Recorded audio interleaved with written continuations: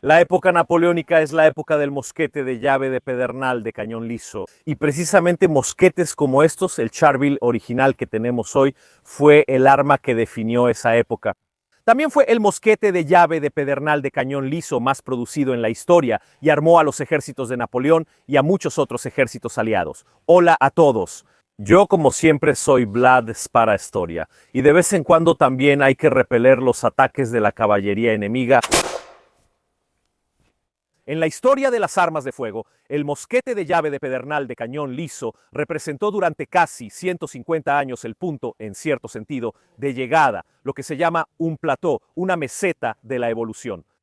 Desde el momento en que estos mosquetes son introducidos en masa por los ejércitos europeos a principios del siglo XVIII y permanecerán esencialmente poco cambiados hasta los años 30 del siglo XIX, cuando se introducirán nuevas tecnologías, siendo la principal el sistema de ignición por percusión. Eso no significa, sin embargo, que estos mosquetes no hayan experimentado una evolución, porque sí la hubo. Y este mosquete sigue precisamente uno de esos modelos.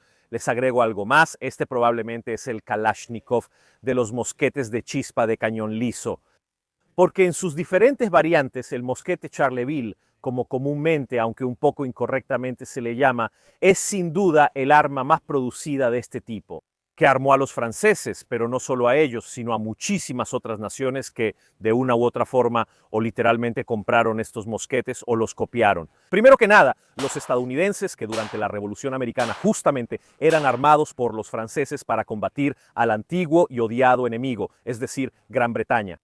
Y en este sentido, este mosquete representa, en sus pequeños detalles, la máxima expresión del mosquete de cañón liso, de chispa, porque no podría parecerlo a primera vista, ahora lo veremos un poco mejor en muchos pequeños detalles, que quizás realmente lo conviertan en la cúspide de la evolución de este tipo de arma. Claramente habrá mejoras obvias que se harán en los años siguientes, la ignición, como ya dijimos, o la adopción del estriado, pero si nos quedamos en esta tecnología, los detalles son los que realmente marcan la diferencia. Y si no llegaran a marcar la diferencia, pues obviamente tenemos un gran pincho para rematar el asunto. Tener razón y unos caballeros que por otro lado no quieren dejarse convencer de la bondad del emperador Napoleón. Si hoy estamos acostumbrados a la idea de que todos los soldados usan las mismas armas, los mismos calibres, cuando se introducían las armas de fuego, pero también otras armas en el pasado, bueno, al menos se intentaba tener un armamento más o menos uniforme. Vean en la Edad Media, donde un hombre a caballo debía tener más o menos ese tipo de armamento. Pero está claro que sobre todo en la Edad Media, el equipamiento, las insignias, los colores eran totalmente diferentes y no uniformes. Será en parte con la llegada de la pólvora y por lo tanto de los grandes ejércitos nacionales que lentamente se avanzará hacia la estandarización. Sin embargo, será un proceso muy lento, desde estandarizar al menos los colores de los uniformes hasta estandarizar quizá los calibres de las armas. Las armas quizá no eran idénticas, iguales, también porque para tener armas intercambiables e idénticas todavía habrá que esperar. Pero al menos por razones logísticas, si se necesitaba tener un ejército de decenas de miles de hombres en campaña, tener al menos las balas y los cañones del mismo tamaño era una gran ventaja. Se podía prescindir de esos talleres móviles que tendrían que producir la munición en el momento, mientras que se podía centralizar más la producción. Está claro para todos y creo que no tengo que explicar cuánto ayuda estandarizar este tipo de equipamiento. Ayuda en el entrenamiento, porque si tengo un ejército desplegado en muchos lugares diferentes, con muchos hombres diferentes, con muchos oficiales diferentes, ¿cómo hago para uniformarlo y hacerlo más eficaz? También debo tener el mismo equipamiento. En Francia, los franceses se estandarizarán con un solo modelo. Un modelo que se producía específicamente en la armería de Charleville. Por eso comúnmente estos mosquetes se llaman Charleville. No porque todos se fabriquen ahí, sino porque el mosquete hecho ahí se considera el estándar. Se estandariza su longitud y sobre todo su calibre. El cañón será de un calibre 69, es decir, 69 centésimas de pulgada, mientras que las balas serán de 65, subcalibradas, precisamente para facilitar, como suele suceder en las armas de cañón liso, la carga. Estos mosquetes luego sufrirán una evolución continua. En realidad, habrá muchos modelos diferentes de este mosquete Charleville. Una de las innovaciones más importantes que se va a introducir es cómo se monta el cañón. Como pueden ver, esta arma tiene las llamadas abrazaderas. Antes, los cañones de los mosquetes, o durante mucho tiempo todavía los de los mosquetes ingleses, por ejemplo, se sujetaban los cañones a la madera con pasadores, mientras que este tipo de cañón, este tipo de montaje, es más rápido, más inmediato, más fácil de mantener. Y muchos pequeños detalles en esta evolución nos muestran cuánto este mosquete, aunque en el fondo seguía siendo la misma arma, mejoraba. Mejoraba en la producción, mejoraba en la facilidad de uso. El ejército francés fue un ejército que en el siglo XVIII ciertamente no se quedó sentado sin hacer nada. La evolución, entre comillas, final de este lento pero constante incremento en muchísimos modelos diferentes es el mosquete de 1777, un mosquete introducido un año después del inicio de la Revolución Americana, después del comienzo de este gran conflicto en el que los franceses participarán. Fruto también de la experiencia de la Guerra de los 7 años y de las pequeñas mejoras que ahora veremos. El mosquete que será modificado aún más en algunos pequeños detalles por Napoleón.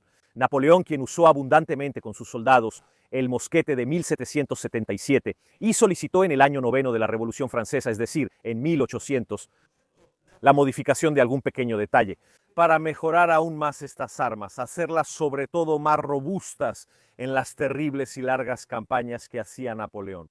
El mosquete en esta forma seguirá siendo una de las armas más icónicas de esa época y se producirá en grandes cantidades. Todavía no estamos en una verdadera revolución industrial, es decir, la producción con piezas intercambiables, pero estos mosquetes serán producidos en millones de ejemplares para alimentar la máquina bélica francesa y la de sus aliados. Tanto que se calcula que de estos mosquetes se hicieron hasta 7 millones. Hay un poco de discrepancia entre las diferentes variantes y los distintos arsenales que los produjeron, porque fueron muchos, pero sin duda es el mosquete de este tipo más producido de todos. Los ejércitos de masas napoleónicos no eran ciertamente los ejércitos pequeños y relativamente reducidos de los soberanos del siglo XVIII. Eran ejércitos que necesitaban una gran cantidad de hombres y también se produjeron muchos mosquetes precisamente por esta razón. El Charleville será en este sentido absolutamente un estándar internacional. Los mosquetes franceses, así como este sistema de disparo conocido en la actualidad, en realidad nacen en Francia, marcarán el estándar. Hoy en día nos gusta mucho bromear sobre los franceses y su rendición en la Segunda Guerra Mundial, y digamos que los italianos no tienen mucha simpatía por sus primos, además del camino recorrido. Pero cualquier persona interesada en la historia militar sabe perfectamente lo importante y formidable que ha sido el ejército francés a lo largo de la historia. Y la verdad es que en el siglo XVIII y XIX, hasta la derrota de Napoleón, el ejército de Francia era el mejor preparado y en ciertos aspectos también el mejor equipado, como estos mosquetes que realmente representan la cima de la evolución de este tipo de arma. Así que veamos de cerca los detalles de esta arma. Primero tenemos las inscripciones en el arma. Veamos dónde fue fabricada. Fue fabricada por el manufacturero imperial en Lieja. En particular, este mosquete fue producido en Lieja, así que en realidad en la Bélgica ocupada. Y como es manufactura imperial, sabemos con certeza que este mosquete fue producido después de 1804, después de que, obviamente, Napoleón se coronó emperador. Y por este detalle, y por otros detalles, como el hecho de que la cazoleta donde se pone la pólvora para la ignición está hecha de latón, sabemos que este es un mosquete modelo 1777 corregido en el año 9, o sea, en 1800. Uno de los detalles propios de esta corrección fue la estandarización de estas cazoletas de latón. Esta es una parte que sufre bastante corrosión. Y hacerlos de este material, de latón, el latón no se corroe así con la pólvora negra. De hecho, dentro de poco tendremos que limpiar esta arma porque la pólvora negra, lamentablemente, afecta mucho el mecanismo del arma. Otra inscripción muy significativa en esta arma, que en realidad cuenta su historia, esta cartela en la culata que dice Ciudad de Cuneo. Este mosquete, después de las guerras napoleónicas, en realidad terminó en Cuneo para armar a la Guardia Civil. Por lo tanto, estaba almacenado. Y en caso de que la ciudad de Cuneo necesitara, por motivos de orden público u otros militares, movilizar a la gente y las armas. Entonces, en la armería de la ciudad estaban presentes estos estos mosquetes. Tanto es así que todavía hay muchos en circulación convertidos a percusión. Porque cuando estas ciudades, cuando estas, digamos, unidades de tercera categoría, ni siquiera de segunda, mientras los demás se armaban de manera más moderna, ellos todavía tenían los mosquetes de avancarga. En cierto momento alguien pensó que sería buena idea convertirlos. Incluso el 308 que está marcado aquí en la culata es en realidad un número de inventario. No tiene nada que ver con el número de serie del arma, sino que siempre se refiere al inventario de la ciudad de Cuneo. La culata en la parte trasera tiene esta gran placa de acero como refuerzo. Recuerden que estas armas de un solo disparo también se usaban regularmente como garrote. Además de que para cargarlo hay que apoyarlo con la culata en el suelo. Así que estas culatas se golpeaban regularmente contra el suelo y se corre el riesgo, como pueden ver aquí. Ya se le notan los años. Imaginen sin este refuerzo de acero qué daños podríamos causar a la madera del arma. Además, son unas maderas originales muy bonitas. Este es nogal, si no me equivoco. Estaban hechos de nogal. Si seguimos hacia atrás, encontramos otros detalles interesantes. Y ya podemos apreciar cómo esta arma ha sido muy adaptada para la ergonomía. Porque miren, en este gran elemento de latón que también funciona como guardamonte del gatillo, tenemos dos elevaciones. Estas dos elevaciones en realidad sirven para ayudarme a colocar los dedos. Piensen en esas hendiduras para el agarre de la mano que encuentran en una Glock moderna, entre comillas. Parecen una tontería, pero ayudan un poco a acercar el arma al hombro, así que a abrazarla correctamente para lograr un disparo preciso. Pero el detalle quizá más interesante que hace que Charleville sea muy reconocible es esta hendidura. Ahora, esta hendidura, esta característica para apoyar correctamente el pómulo de la mejilla y apuntar bien, parece casi moderna. Parece algo muy moderno de un rifle de tiro, y sin embargo así los hacían. Los Charleville son, desde lejos por el lado izquierdo, muy fáciles de reconocer justamente por esta razón. Justamente porque tienen este corte que permite, en realidad, si lo tomamos de frente, encajar perfectamente, como pueden ver, con el pómulo del arma. Es muy cómodo desde este punto de vista y alinea perfectamente el ojo derecho con los órganos de mira. Del otro lado izquierdo también tenemos dos tornillos grandes que en realidad sujetan la tapa con todas las partes del mecanismo de disparo del arma. Obviamente tenemos nuestro gatillo y un primer punto de enganche para el cinturón. Del otro lado, como siempre en estas armas, encontramos el mecanismo. Este es un mecanismo típico moderno, inventado precisamente en Francia a finales del siglo XVII, que se convertirá en el estándar en prácticamente todas las armas de fuego. Tenemos un resorte interno que le da la fuerza al martillo, mientras que un resorte externo un poco más débil sostiene el rastrillo. ¿Cómo funcionan los mecanismos de disparo modernos? Lo veremos un poco mejor obviamente cuando carguemos el arma, pero en la cazoleta tenemos pólvora que nos servirá para encender la carga principal en el cañón. Podríamos echar hacia atrás el percutor y cerrar el rastrillo, y cuando el pedernal que está montado en el percutor golpea el rastrillo, ya que el pedernal es muy frágil, sí, pero también muy duro, más duro que el acero, en realidad desprenderá pedazos del acero. Desprenderá pedazos de acero del rastrillo. Además, se ven muy bien las marcas del pedernal en el rastrillo y justamente esta se abrirá con este frotamiento y los pedazos al rojo vivo que se desprendieron encenderán la pólvora.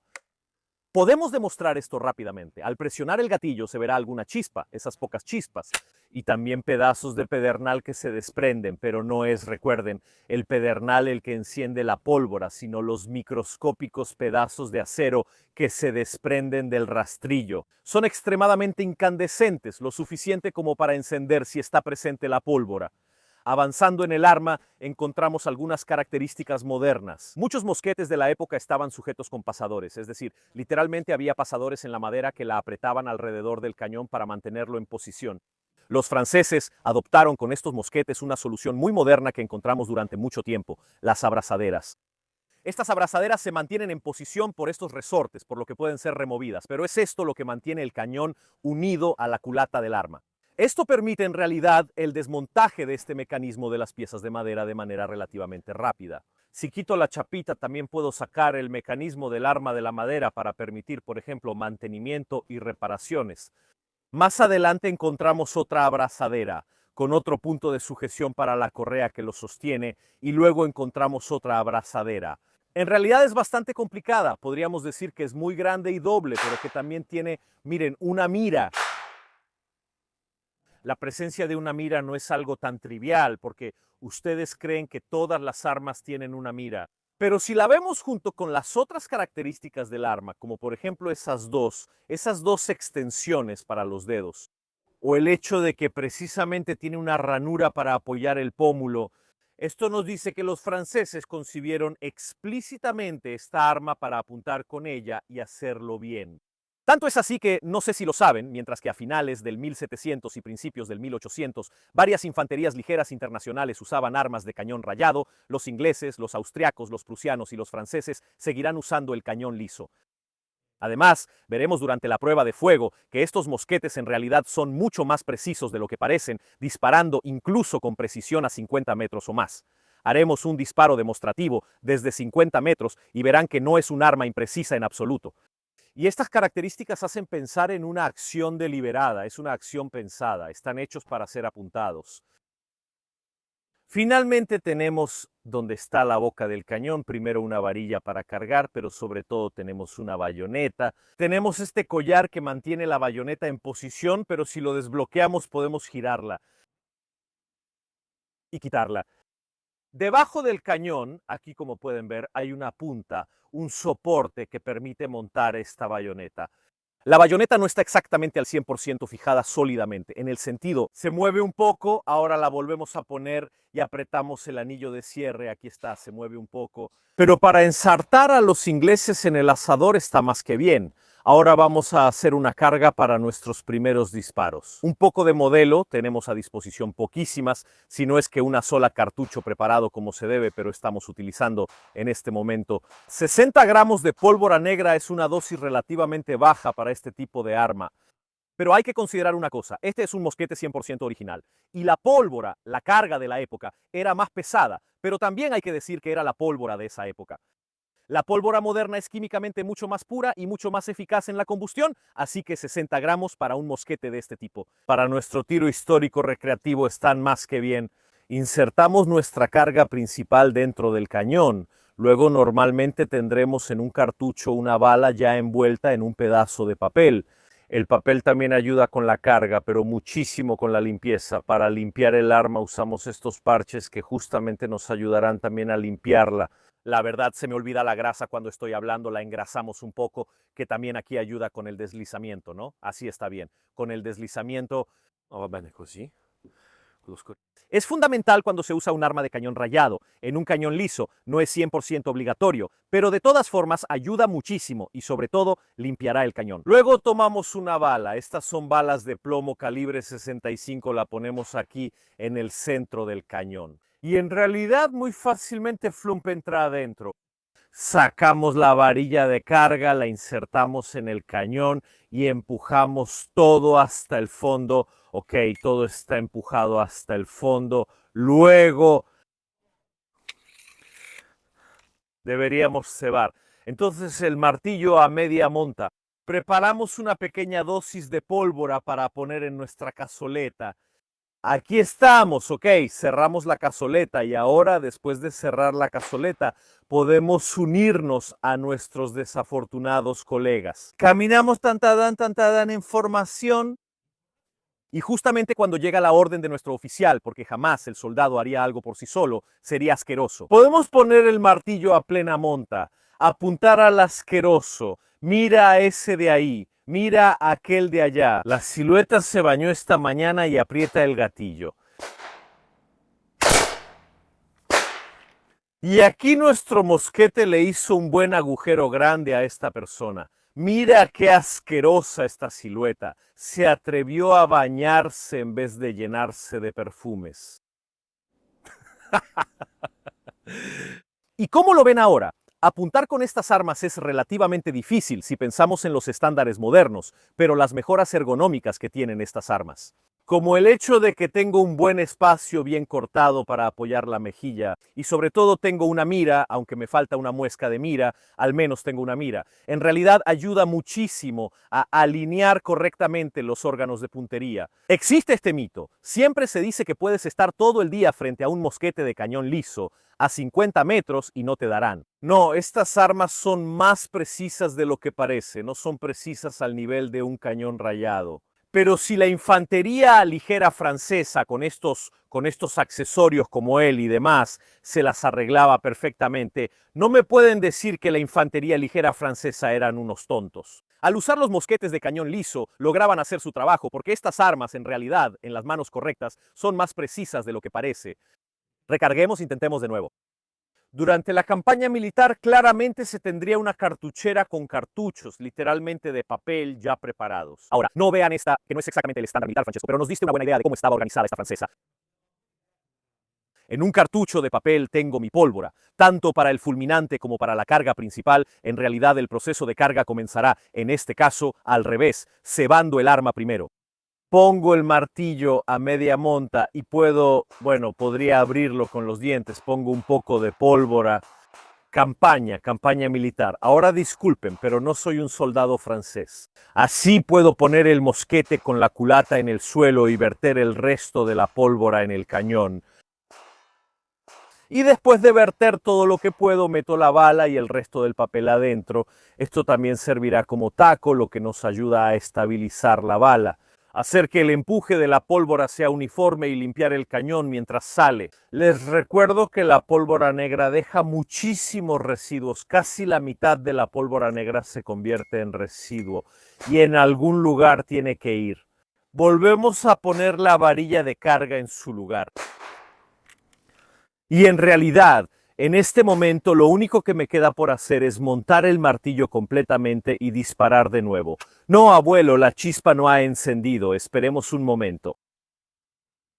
Los riesgos de la pólvora negra. De nuevo, martillo completamente montado y cerrado. Intentemos otra vez. Puede salir mejor. Como pueden ver por el corte, acaban de descubrir por qué los soldados llevaban 3 piedras de chispa consigo. La piedra que hemos usado hasta ahora empezaba a estar poco afilada. La cambiamos, ahora estamos probando otra que debería estar un poco más afilada que la anterior. Entonces ahora vamos a ver si funciona de nuevo. Monta llena. Todavía no hemos disparado el tiro que cargamos antes. Mira, esa silueta está insultando a los quesos apestosos. Con un poco de retraso, pero tenemos un agujero perfectamente centrado, hermoso. Mira aquí. ¡Ah! No fue suficiente hasta afuera del baqueta de carga.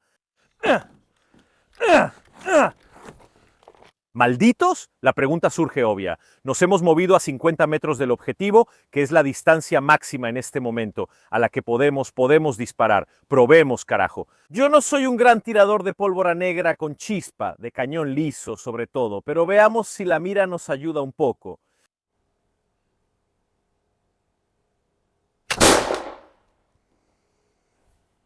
Vamos a ver a Ala von Maxi. No, ese no soy yo, el francés. Gracias.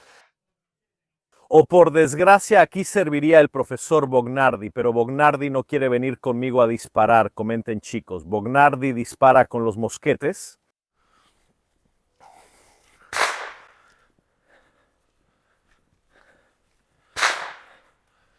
Creo que veo un agujero, por el amor de Dios. Pero no. Oye, llegan los expertos de History Channel y le dicen, puedes estar a 50 metros frente a un mosquete de cañón liso todo el día y nunca te dará.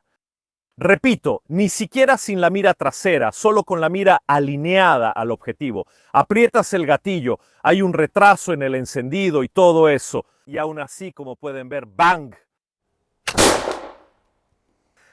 Es un poco exagerado el asunto, la imprecisión de los mosquetes de cañón liso. ¿Cómo lo ven? Si lo cargas correctamente, con la dosis adecuada y con una persona que sabe manejarlo, no tiene un retroceso monstruoso para nada. Alinearlo con el objetivo se puede, sí se puede. El tipo en este momento, según yo, ya no estaba cantando tanto las alabanzas del rey Jorge III. Ahora, el hermoso grabado, el escudo para apuntar bien, fue pensado para personas diestras. Nuestro Matteo Orlandi nació en una época donde no fue castigado por usar la mano izquierda y por eso sigue siendo zurdo. Como siempre nos da su opinión sobre estas armas. Adelante.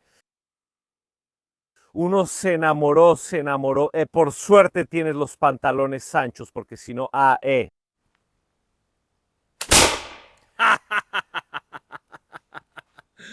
Tiene un disparador excelente. Sí, tiene un disparador excelente. Sorprendentemente bueno.